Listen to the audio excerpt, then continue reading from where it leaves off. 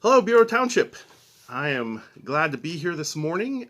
Yesterday was the first day of spring, if you can believe it. That just seems crazy to me. Here, I'm sure where you were at, it was very blah outside. It was gray, it was rainy, it was wet, it was just very unspring-like in every way that I can imagine. But I was thinking about spring and what that means for us today, what that means for us in this moment, and what that means for us as Christ followers. And the thing that I was thinking about was spring is often a time of beginning to think of new things, right? Of fresh beginnings, of new starts. And that actually is pretty true for us. You know, this last week has thrown us all for a curve, and we are trying new things this week. My schedule has been completely thrown upside down and left and right and all over the place in order to try to think through what serving us in this time might mean. And I was thinking that, of course, the verse that came to mind was from Isaiah 43, verse 19. Behold, I am doing a new thing. Now it springs forth. Do you not perceive it? But you know me, I like the whole rest of that area surrounding it, those verses surrounding it. And I'd like to read that to us this morning. You know, God is doing something new.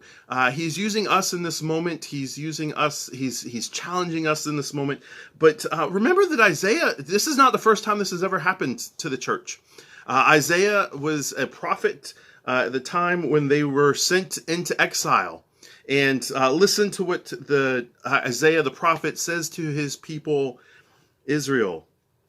Thus says the Lord, verse 16, who makes a way in the sea, a path in the mighty waters, who brings forth chariot and horse, army and warrior. They lie down, they cannot rise, they are extinguished, quenched like a wick. Remember not the former things, nor consider the old things. Behold, I am doing a new thing. Now it springs forth. Do you not perceive it?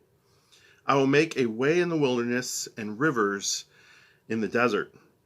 The wild beasts will honor me, the jackals and the ostriches, for I give water in the wilderness, rivers in the desert, to give drink to my chosen people, the people whom I formed for myself, that they might declare my praise. This is what I want us to remind us of this morning, is that God is often doing something new in order to bring praise to his name, right? At this very moment, we are seeing thousands of churches across the United States changing how they are handling worship service, which we're not sure. You know, is it a week or two? Is it a little longer than that? But they're not sure what worship service looks like. If we can't gather together, what do we do?